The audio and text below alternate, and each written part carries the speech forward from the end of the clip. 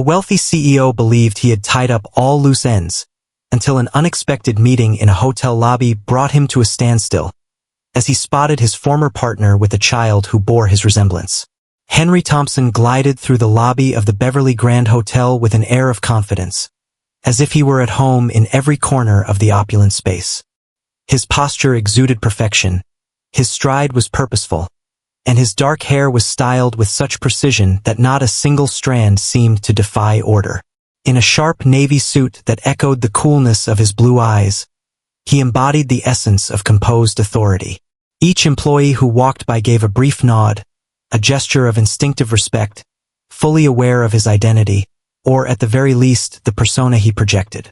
Henry was more than a mere affluent entrepreneur. He was the signature on agreements that sealed multimillion-dollar transactions, the mastermind behind tactics that transformed struggling enterprises into flourishing powerhouses. Confidence was not merely an accessory for him. It was woven into the very fabric of his being. He remained focused, ignoring the gleaming marble and the shimmering reflections of the chandeliers. He had visited this hotel countless times. All was known, expected, and managed, exactly how he preferred it. His assistant had arranged meetings with 3 distinct tech founders that day, one after another, precisely as he requested. The strategy was well defined. Nothing unexpected, until one emerged. He was just about to walk past the glass-fronted cafe nestled in the corner of the lobby when something, or rather someone, caught his eye. Initially, he merely caught a fleeting sight of a woman by the window, cradling a child in her embrace. From afar, they appeared quite ordinary.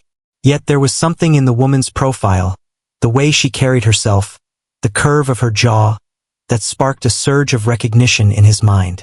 He abruptly turned his head and halted his steps. It simply wasn't possible. Absent from this place. Not at this moment. Indeed, it was Emma, the woman he had once envisioned sharing a lifetime with, the one he had adored with the fervor of his younger days before choosing to abandon it all for the sake of his aspirations. 6 years prior, he had walked away from her, lured by an expansion deal in Asia. He convinced himself it was the right choice, believing that love could either wait or be substituted. He had persuaded himself that she would let go, that he had progressed forward. Yet here she stood, precisely as he recalled, and yet entirely transformed. Her hair, a rich shade of brown, cascaded longer now, elegantly pinned back in a relaxed style. Her expression had mellowed yet exuded a subtle resilience. She cradled a child, perhaps 2 or 3 years of age, a girl nestled in her lap with plump arms and slender fingers clutching a toy rabbit. And that was the moment Henry's reality started to transform. The little girl had dark hair, with those strikingly vivid blue eyes that mirrored his own. All within him fell silent. The sounds of the lobby diminished. His mind was blank, his breath caught in his throat. A swell of confusion, disbelief, and something more profound, perhaps fear or even guilt, surged like a tide. Unintentionally, he began to approach them, with each step feeling increasingly burdensome. First, Emma overlooked him. She cradled the child with a tender sway, murmuring softly, her weary yet affectionate smile illuminating the moment. Only when he positioned himself directly before the table did she finally raise her gaze. As their gazes intertwined, the very fabric of time seemed to unravel around them. Emma's complexion drained of color. Her expression shifted from shock to a complex mix of grief, anger, and uncertainty, all in a matter of seconds. Henry attempted to utter a word, yet his throat constricted tightly. He struggled to articulate the words, fragmented and hesitant, a stark contrast to anything he had expressed in years. Could she be my daughter? Emma gazed at him, her eyes fluttering as she struggled to regain her composure. The young one, oblivious to the tremor that had just split the earth below, chattered softly and extended a hand to caress Emma's cheek. Then Emma murmured, her voice barely above a whisper, "Indeed. However, the moment has passed, Henry." In an instant, all his beliefs about life, achievement, and his own identity shattered into pieces. For a brief instant, Henry found himself frozen in place. The phrases lingered in the atmosphere, ethereal and fragile, yet suffocating. Asterisk indeed. But it's too late, Henry. It was the kind of sentence that didn't shout. It cut deep. Emma cast her gaze downward, tucking a strand of hair behind her ear, as if this simple gesture could shield her from the world around her. The girl, his own flesh and blood, remained blissfully ignorant of the tempest raging overhead. She kept playing with the toy rabbit in her lap, giggling softly to herself, occasionally tugging gently at Emma's sleeve to get her attention. Henry finally located the edge of the chair opposite them and settled into it gradually, filled with uncertainty about his presence, uncertain of anything at all. His heart thudded with intensity, resonating within his chest like an urgent alert. He parted his lips to utter another word, yet silence enveloped him. He glanced at the girl, then shifted his gaze back to Emma. It felt as though his whole existence was reflected in a shattered glass, recognizable yet achingly altered.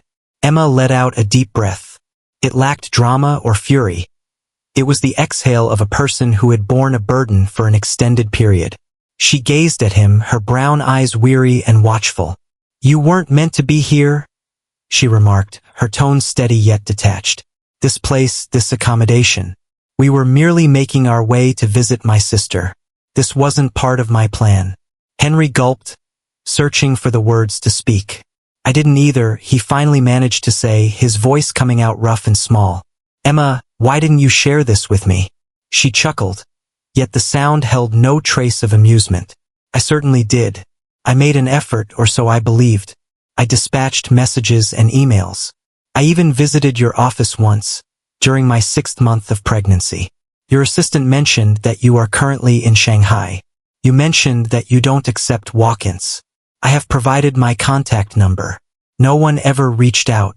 Henry's expression hardened, a knot of remorse tightening in his gut. That chapter of his existence was a whirlwind of meetings, travel, and transient accommodations. He had developed an intense fixation on growth, on creating something more monumental than anyone could have imagined. He believed he was pursuing something extraordinary. At that moment, it seemed as though he had been fleeing from all the things that truly held significance. "I had no idea," he confessed, leaning in a bit, his voice quivering. "I promise you, Emma, had I been aware." Her gaze locked onto his, piercing and unwavering. "Yet you were unaware, since you never glanced back." That rendered him speechless. He found himself unable to dispute it. She was indeed correct. He had concealed their history beneath a facade of achievement, believing it would vanish like the countless sacrifices he had endured for his profession. Yet she remained vibrant, and now neither did the repercussions. Emma gazed down at the girl nestled in her lap. Sophie is her name. She is 3 years old. Admires fluffy pancakes and tales featuring animated creatures. She trembles at the sound of thunder, adamant about donning mismatched socks, claiming they give her an edge in speed. Her lips curved gently as she spoke, her voice taking on a tender quality. She possesses kindness, a strong will, and intelligence. And she has belonged to me since the moment she entered this world. Henry blinked, attempting to take it all in. Each detail seemed to be another drop in a glass that was already overflowing. "Can I?" He paused, a flicker of fear crossing his mind at the thought of the response. "May I have the opportunity to meet her? Should I have a conversation with her?" Emma's jaw tightened just a bit. "I'm uncertain. She is unaware of your identity. To her, you are merely an unfamiliar face." Her gaze held a flicker of anguish, a silent testament to her inner turmoil. "You departed before she truly existed in your world. I found myself taking on the roles of both parents. I have accomplished everything by myself." He nodded slowly, a wave of shame burning fiercely behind his eyes. "I understand if you can't find it in your heart to forgive me. I find myself uncertain about what I'm seeking. I wish to give it a shot. Kindly, Emma, allow me to give it a shot." She observed him intently, remaining silent for an extended period. She cast her gaze down at Sophie once more, gently running her fingers through her daughter's hair. When her voice emerged, it was calm and unwavering. "We're setting off tomorrow morning. Should you wish to encounter her once more, Ensure your presence here at 8. Henry breathed out, a glimmer of optimism piercing the turmoil. He gave a slight nod. I will remain present. With a graceful motion, Emma rose, cradling Sophie in her arms as if it were second nature. The girl shifted a bit but remained asleep. In silence, Emma pivoted and strode through the lobby, vanishing into the elevator. Henry lingered in silence, his gaze fixed on the reflection dancing in the hotel window long after the doors had shut. After many years, he found himself uncertain about the man reflected back at him. The following morning, Henry made his way to the hotel cafe right before 7 o'clock. He was devoid of sleep. Not quite. He had spent the night wandering the floor of his suite, thoughts crashing against one another like tumultuous waves in a tempest. He found himself revisiting the exchange with Emma, the astonishment in her voice, the subtle sorrow reflected in her gaze, and the gentle, unfathomable burden of the child she held. His offspring, a child he never knew was there, a young one who had been blossoming, discovering, giggling, weeping, all in his absence. He had always taken great pride in his ability to maintain control, regarding accuracy, timing, and anticipation. Yet, nothing in his meticulously constructed reality had equipped him for this moment. No corporate negotiation, no emergency response training, no leadership workshop had equipped him to confront the truth of a daughter he had never known existed. At that moment, he found himself with a solitary opportunity, perhaps the only one he would ever have to enter her world. He felt uncertain about his words and his demeanor. He was aware that his presence was essential. The cafe exuded a serene atmosphere, with only a handful of patrons dispersed among the tables, engrossed in their newspapers and lingering over their half-eaten breakfasts. He selected a spot in the corner, allowing him a clear view of the lobby. His hands danced restlessly on the table, eyes fixed on the elevators, heart racing with each chime that echoed through the air. A part of him was anxious that she might not arrive. Emma had indeed altered her decision. He had already forfeited everything before it truly started. At precisely 8:03, the doors swung open, revealing them at last. Emma emerged first, a small backpack slung over one shoulder, gently grasping Sophie's tiny hand. The girl appeared refreshed, her hair styled in two mismatched pigtails, clad in a purple hoodie adorned with cartoon cats and sparkling shoes that illuminated with each step she took. She animatedly conversed with Emma, her free hand moving expressively as she spoke with fervor. Emma offered a gentle smile, though her weariness was evident, and a sense of caution lingered in her expression. As her gaze locked onto Henry's, the warmth of her smile slipped away. He rose to his feet as they neared, his heart constricting at the sight of Sophie just within reach. She gazed at him with a hint of intrigue, her eyes narrowing just as children do when they detect something peculiar about a stranger. She stood her ground, not seeking refuge behind Emma. She simply gazed, scrutinizing him with unwavering confidence. "Hi," Henry said, his voice softer than he meant, carrying a hint of vulnerability. "You must be Sophie, then." The girl gave a slow nod. "Ah, I see." Emma knelt next to her, murmuring words that slipped past Henry's ears. Sophie cast a fleeting look at her before shifting her gaze back to him. "This is the man I mentioned," Emma said, her voice clear and confident. "The individual eager to forge a friendship with you." Sophie inclined her head. "You seem quite serious," she remarked, folding her arms across her chest. Henry blinked, then offered a subtle smile, taken aback by her candidness. "I suppose I do," he confessed. "Would it make a difference if I mentioned that I brought muffins?" She pondered that for a moment, then glanced up at her mother, who offered the faintest nod. Sophie gave a slight shrug. "Understood. But only if they're the type devoid of raisins." He chuckled, the tension easing a bit as he retrieved a small paper bag from the chair next to him. "Absolutely no raisins." Y assure you. At the table, Emma cradled a steaming cup of coffee while Sophie held a chocolate chip muffin, crumbs already scattered across the surface. Henry observed her, captivated by her striking authenticity. Each movement, Each expression felt both novel and known simultaneously. He noticed fragments of Emma in the way Sophie knitted her brow when deep in thought, and fragments of himself, too numerous to overlook, manifested in the form of her eyes, the angle at which she tilted her head, the earnest manner in which she observed the world.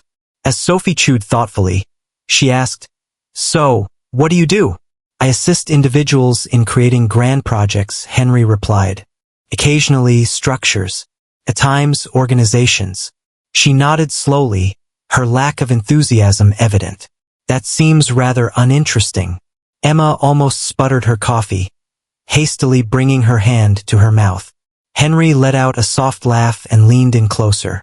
"It certainly has the potential to be. However, I am embarking on a new endeavor at this moment." "Excuse me?" Sophie inquired, her fingers glistening with chocolate. "I'm attempting to master the art of something subtle," he remarked, locking eyes with her. "An essential matter." She gazed at him for a moment, a flicker of confusion crossing her face, before she swiftly finished off the remainder of the muffin. "All right," she whispered, "wishing you all the best." Emma's gaze softened as she observed the two of them. She had little anticipation.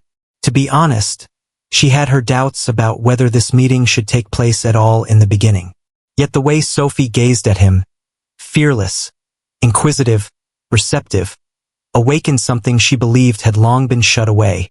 Henry refrained from pushing. He refrained from labeling himself as her father or insisting on additional time. He paid attention. He responded to inquiries. He inquired about her preferred hue. He miscalculated, then amused her by claiming his favorite was rainbow sparkle with a touch of pancake.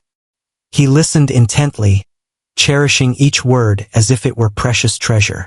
As the moment to depart arrived, Sophie offered a farewell wave and grasped Emma's hand. As they strolled toward the exit, she glanced back one last time and remarked, "You can bring more muffins next time." Henry sensed a gentle blossoming within his chest, a warmth that was both delicate and tender. He gave a slight nod. "I shall." For the first time in his life, it was a promise born from genuine intent, not one crafted to dazzle. It was one he meant to hold on to. The week that followed was unlike anything Henry had ever known. For years, his days had been dominated by meetings, conference calls, investor updates, and private flights. Now he found himself glancing at his watch, not for deadlines, but to see when Sophie and Emma would arrive at the park just across from the hotel. He had prolonged his visit without a set end, calling off journeys and delaying agreements, an unprecedented move for his assistant. When asked for an explanation, he simply replied that something more significant had arisen. And that was the reality. Each morning, he would show up early, frequently before the park's fountains had been activated. He settled onto the familiar bench by the playground, patiently waiting. As he caught sight of them approaching, Sophie bounding forward with joy, Emma trailing just a bit behind, an unexpected tightness gripped his chest. It had transcended nerves. It was an experience that resonated on a profound level, an intriguing sensation that felt both foreign and inviting, a desire to prove his worth rather than assert it. Initially, Sophie regarded him as a novel plaything, filled with curiosity and amusement, occasionally probing limits with straightforward yet innocent inquiries. "What's with the peculiar way you stroll in those gleaming shoes? Are you familiar with the art of ascending trees? Have you ever created slime?" He responded to each inquiry with a certain awkwardness, yet his honesty never wavered. Emma lingered close by, silently watching. She remained present, neither intervening nor directing, yet she chose not to depart. That, on its own, represented a form of advancement. Henry embarked on a journey of discovery, uncovering lessons that no formal education in business could impart. He mastered the art of pushing a swing with perfect timing. He realized the challenge of braiding hair that twisted and twirled in the breeze. He discovered that children were not concerned with wealth or status. What mattered to them was the gift of time, the presence of attention, and the genuine interest shown when they shared their thoughts on dinosaurs or their whimsical aspirations of constructing a house made entirely of jelly beans. He started arriving not just with muffins, but also with sidewalk chalk, bubble wands, and on one occasion, a half-deflated soccer ball that he attempted unsuccessfully to reinflate in the hotel bathroom. The sound of Sophie's laughter filled his mornings with joy. Initially, she referred to him as Henry, but by the third visit, she had affectionately condensed it to Hen. He feigned disapproval, relishing the sound of her laughter whenever she used the nickname once more. She enjoyed taking his hand as they crossed the street, always insisting that he hold the bucket at the sandbox while she crafted the tallest cake tower imaginable. He trailed behind her, captivated by the way someone so petite could swiftly occupy such a vast expanse in his heart. Emma kept her defenses up. She exhibited a certain caution, though her demeanor was not harsh. She frequently carried a book, immersing herself in its pages while remaining attuned to her surroundings, offering a respectful distance. One afternoon, as Sophie scaled the jungle gym, Henry mustered the bravery to approach her, shedding the roles of CEO and a figure from her history, instead presenting himself as a man seeking to mend what he hadn't realized was broken. "I don't expect you to trust me immediately," he said softly, avoiding her gaze. "I might not have earned that just yet. However, I wish to give it a shot. I wish to be included in her life, even if it means starting from afar. I overlooked it all, and I fully acknowledge that it's on me." Emma paused before responding. She shut her book and placed it on her lap, her fingers gliding along the edge of the cover. "It's not about what you overlooked," she concluded at last. "It's all about your next move." Henry turned his gaze toward her then. Her face held a certain firmness, yet it exuded warmth as well. She appeared weary, he noticed, yet there was a glimmer of something lurking just below the surface. Perhaps not forgiveness, but an openness to understanding. And that instilled a sense of hope within him.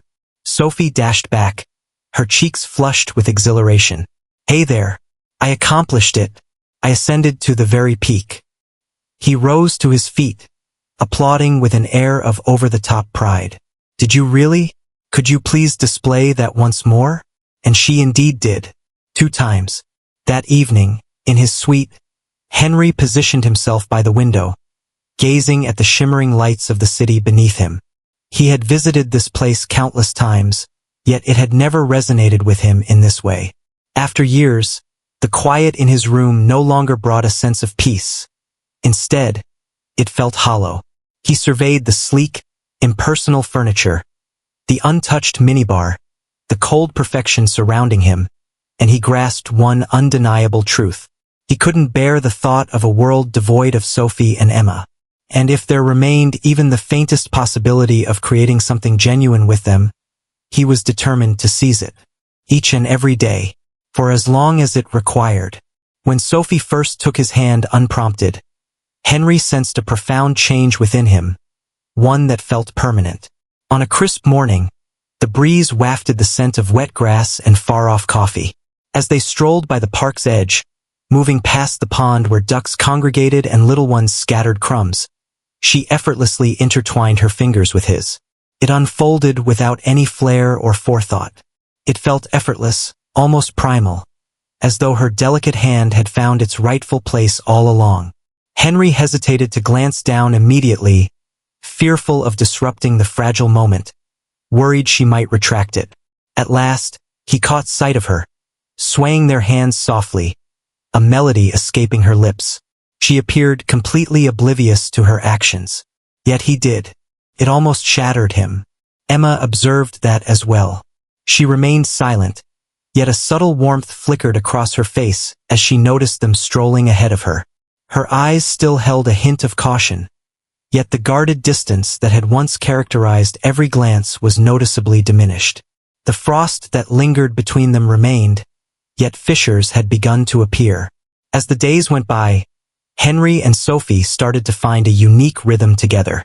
She took the lead in sharing bedtime stories, flipping the usual script.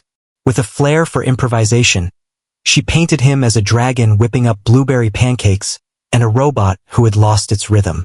He laughed as if it had been ages, a sound that emerged from a hidden place within, genuine, unrestrained, and finally released. She possessed an enchanting ability to illuminate any space she stepped into, and he discovered a growing desire for that brilliance with each encounter. One afternoon, as Emma engaged in a work call nearby, Henry sat with Sophie at a picnic table, assisting her in organizing a chaotic assortment of crayons and sticker sheets. She had resolved that they would create a book, and he was assigned the meticulous job of securing everything in place just so. While they toiled, she inquired abruptly, "Hen, why weren't you present during my infancy?" The question struck him with the force of a blow to the heart. It was pure, inquisitive, free of resentment, yet it still pierced profoundly. He gazed at her petite face, earnest and intent, anticipating a response she likely didn't completely grasp. "I wasn't aware of your existence, Sophie," he said softly. "I longed for what could have been. Had I been aware, I would have shown up without fail each and every day." She contemplated that. "Mom said you were occupied with your tasks." He acknowledged it. "Had I been aware of a daughter like you, the significance of work would have diminished greatly." She took her time to reply. With a nod, she carefully removed a shimmering unicorn sticker from the sheet and presented it to him. "This one can be placed at the front. Stands out as the finest choice. It should be reserved for someone truly exceptional." Henry positioned the sticker with precision on the front of the page. His hands quivered ever so slightly, yet a smile graced his lips. "In that case, it rightly finds its place here." As the evening wore on, Emma made her way to him, taking advantage of Sophie's distraction as she chased birds at the edge of the lawn. Her expression was a mystery, arms crossed, yet there was an undeniable quality in her stance, a calmness that felt new and unfamiliar. Emma remarked softly, "She has a tendency to ask many questions." "I understand," Henry responded. "She is entitled to clarity." Emma cast her gaze upon him. Her voice fell to a near whisper. "You've exceeded my expectations." He took his time to reply. He wished to preserve the moment, free from pride or justifications. "I'm making an effort," he admitted at last. "Each day I make an effort." She gave a slight nod. It wasn't a full smile, but her lips relaxed just enough to hint at something more. "She has feelings for you. Quite a bit." He expressed that he shares the same sentiment towards her, beyond what words can express. They lingered in quietude for a brief spell, observing as Sophie spun with her arms extended, a whirlwind of joy and giddiness, reveling in the embrace of the surrounding air. Emma then shifted her gaze back to him. "How about joining us to walk her home today?" Henry locked eyes with her, taken aback. "I would be delighted to." That evening, for the first time, he glimpsed the interior of their small apartment. Modest, slightly cluttered, yet brimming with a warmth that money could never purchase. Crayon drawings adorned the fridge, fairy tale books were haphazardly piled in corners, and a subtle hint of cinnamon lingered in the air. It lacked opulence. It lacked refinement. Yet it was genuine. It resonated with a sense of belonging that surpassed any other place he had ever called his own. As he assisted Sophie in hanging her small jacket and arranging the table for a modest dinner, a sense of calmness enveloped him. He was uncertain about the future, and he had no illusions of it being flawless. Yet he understood this. He desired to be a part of it. Not in a visitor's role. Not in a transient role. Yet he was part of a family he had almost lost, unaware of its very existence. For the first time in his life, that thought filled him with a sense of calm rather than fear. It instilled a sense of hope within him. The phone rang shortly after the clock struck 12. Henry had just drifted into slumber, still dressed in the day's attire, his mind entwined with the sound of Sophie's laughter and the gentle smile Emma wore as he read her daughter a bedtime story. The phone vibrated softly on the nightstand, illuminating the screen with Emma's name. He sprang upright, his heart racing in his throat. Calls at that hour rarely brought anything but bad tidings. "Something's not right," Emma stated as soon as he picked up the phone. Her voice was strained, hurried, her words sharp with anxiety. "She's on fire. I've exhausted all options, yet her fever remains stubbornly high. I'm feeling quite lost at the moment." "I'm on my way," Henry interjected before she could utter another word. He acted without thought, without pause. He slipped into a jacket, snatched his keys, and was out the door in mere moments. The streets lay in stillness as he navigated, streetlights throwing elongated, solitary shadows over the pavement.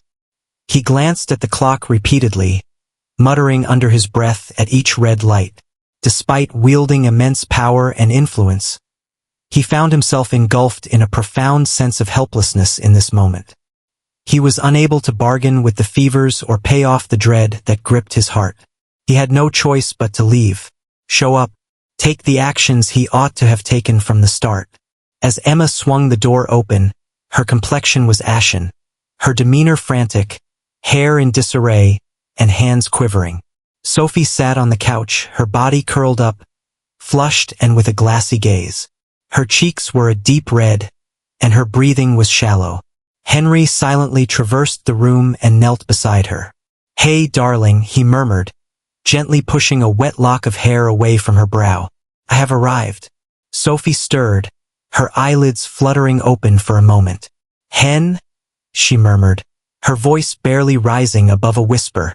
"Indeed," he remarked, his throat tightening. "I am present." They found themselves at the emergency clinic just down the street, with Emma in the back seat holding Sophie close, while Henry drove. One hand gripped the wheel tightly, the other reached back to gently touch Sophie's foot, seeking some connection, some assurance that she was still with them. The clinic lights blared harshly, the waiting room felt uncomfortably chilly, yet they remained steadfastly by her side without a moment's hesitation. Healthcare professionals glided seamlessly through the space, measuring temperatures, monitoring vital signs, and softly uttering comforting words that barely penetrated the haze of concern. Time drifted away, ephemeral yet stifling. As the doctor finally re-entered and assured us it was merely a viral fever and nothing more sinister, the atmosphere in the room felt as though it had been restored in an instant. Emma leaned back against the wall, a wave of relief washing over her, while Henry became aware of the tension he had been holding. His body coiled like a tightly wound spring. They brought Sophie back just as the first light of dawn began to break. She remained fragile yet found some comfort, nestled in her bed with a cool cloth resting on her forehead and her beloved toy rabbit cradled under one arm. In the softly lit kitchen, Henry and Emma cradled their cups of lukewarm tea, lost in thought. Silence enveloped them initially. The fatigue was overwhelming, suffocating. Yet, a different sort of quiet enveloped them in this moment. It's not chilly, not far away, simply authentic. After a moment of silence, Emma spoke softly. "She asked for you. Prior to my call. She desired you." Henry gazed into his tea, his fingers clasping the mug as if it could ground him. "I'm pleased you took that step." She confessed that she hadn't expected it. A moment arrived when I extended my hand toward the phone. I paused, contemplating my next move. Yet I found that I could no longer manage it all by myself. "You don't have to," he said, his voice a mere breath. She gazed at him from across the table, her eyes edged with weariness, yet still inviting. "Truthful. You've changed since I last saw you 6 years ago." "No," he replied. "I am not. That man would not have arrived. He was unworthy of either of you." Emma chose not to engage in a dispute. She withheld forgiveness. She extended her hand across the table, her fingers brushing against his, delicate and uncertain. He lifted his palm and gently enveloped her hand within his grasp. They remained in quietude, the space around them brightening as the initial whispers of dawn filtered through the window. Above, Sophie shifted and whispered softly in her dreams. For the first time, Henry felt a sense of belonging, no longer a visitor or an outsider. He sensed a deep connection to that place, not from a sense of entitlement, but from the hard-won journey he had undertaken, each decision a testament to his struggle since coming back. And for Emma, the walls she had meticulously constructed didn't crumble, but they began to yield, sufficient to open the door to new possibilities. Something has been fixed, something genuine. The weeks that followed unfolded with a serene cadence, growing more instinctive with each passing day. There were no proclamations, no sudden twists, just gradual, consistent changes in the manner in which Henry navigated their existence. He stopped knocking when he arrived.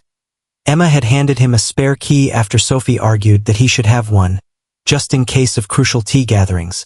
He began arriving with bags of groceries, bringing along coloring books and those overlooked school supplies. At times, he arrived with nothing but his own presence, and that proved to be sufficient. One afternoon, without any prior indication, Sophie started referring to him as Dad. They were gathered around the kitchen table, meticulously cutting out paper stars for a school project. She raised one, peered at him with a scrunched nose, and inquired, "Do you think this one's too sparkly, Dad?" She uttered it nonchalantly, exuding a sense of ease, as though that name had been a part of her vocabulary forever. Henry halted for a moment, the scissors suspended mid-snip in his grasp. Emma lifted her gaze from the counter, observing him intently, yet he remained oblivious to her presence. He was reluctant to frighten the moment into oblivion. He simply smiled, cleared his throat, and said, "No, I believe it's flawless." From that moment forward, everything took on a richer significance. Sophie grew increasingly connected, more willing to share her thoughts and feelings. She would nestle in his lap after dinner, books in hand, her small voice bringing stories to life and playfully correcting his pronunciation with grand gestures. She invited him to attend the open house at her preschool, to meet her teacher and admire the finger painting of their family, which now depicted 3 figures holding hands. Henry gazed intently at the drawing, his fingers quivering ever so slightly as they clutched the paper. He failed to capture an image of it. He inquired whether he might retain the original. Emma had also begun to soften, though her trust blossomed at a more gradual pace. She remained quiet about the change she observed in him. There was no need for words. She lingered in the kitchen longer after Sophie had gone to bed, seeking his thoughts on little matters, such as which new shoes to purchase or which bedtime snack would appeal more to Sophie. She lingered in uncertainty, particularly when the topic of what lay ahead arose. She felt unprepared to discuss future intentions or definitions. However, she ceased to correct Sophie when she referred to Henry as her dad. That in itself conveyed it all. One evening, as they tidied up after dinner, Emma spotted Henry in the hallway, gazing intently at a framed photo of her and Sophie from 2 years prior. Sophie sported a delightful smear of cake across her face, while Emma's eyes glimmered with a blend of fatigue and joy. He ran his thumb along the edge of the frame, deep in contemplation. "I wasn't there," he said, his back still turned, "for that special day, or the initial, or any of the instances that preceded. They were all absent from my life." Emma rested against the wall next to him, her arms crossed yet at ease. "You can't return," she whispered gently. "Yet you find yourself here at this moment." He cast his gaze upon her then. "Is that sufficient?" "I'm not sure," she confessed. "Yet it holds some significance. Perhaps that's beyond what I anticipated." He nodded slowly, embracing her honesty with a sense of understanding. He understood that trust had to be earned, not forced. It needed to be constructed piece by piece, just as all significant things are. He had ceased his efforts to mend what once was. He was creating something in the now, and that, perhaps, held greater strength. During that same week, Henry made a subtle move of his own. He listed his penthouse for sale, the one boasting a skyline view and floors so polished they seemed untouched by time. Initially, he kept it to himself, not even confiding in Emma. He discovered a house instead, cozier and more intimate, featuring a yard, a creaky porch and room for a swing. It was far from a palace. It was a space for development. When he finally revealed the truth to Emma, she fell silent for a moment. They lounged on the couch with Sophie peacefully slumbering upstairs. Her gaze met his, a silent inquiry lingering in the depths of her eyes, unvoiced yet profoundly sensed. "I'm not suggesting that you move in," he said with caution. "I'm simply striving to draw nearer to the life I envision for myself. And that existence, it encompasses you within it." Her gaze fell to her hands, where she was mindlessly twisting the edge of a throw pillow. "For a long time, I've relied solely on myself," she murmured. "Beginning can be daunting." "Indeed," he responded. "However, I have no intention of leaving. He refrained from seeking further details. He was not anticipating a dramatic response. He truly meant what he expressed. That evening, just before she settled in for the night, Emma lingered at the threshold. She gazed at him for a moment, her expression a mystery. Thank you, she finally expressed, for being present. For Henry, those words held greater value than any contract, any empire, or any million-dollar deal he had ever entered into. For the first time in his life, he felt gratitude directed at him simply for being himself, not for any label, position, or achievement. Merely a man, a dad, a fragment of authenticity. Autumn has come, bringing with it golden leaves and cooler mornings, enveloping the city in a serene embrace that softens the edges of everything. The park had shed its summer throngs, yet Henry continued to visit nearly every day. It had transformed into a cherished routine, not out of obligation, but from a genuine desire. The scent of cinnamon mingled with the rich aroma of damp earth, and Sophie had embraced her beloved orange sweater adorned with a pumpkin, insisting it gave her a speed boost. Henry feigned astonishment, darting after her across the grassy expanse as her laughter rang out in joyful shrieks. It was a sound he had become enamored with, the sort of laughter that filled his heart with warmth and joy. At this point, the dynamics between them had transformed completely. He had transcended the role of a mere visitor in their lives, evolving into something akin to family. On Mondays and Fridays, he would arrive at preschool to find Sophie sprinting towards him, arms wide open, joyfully exclaiming, "Dad," as if it were the most instinctive word imaginable.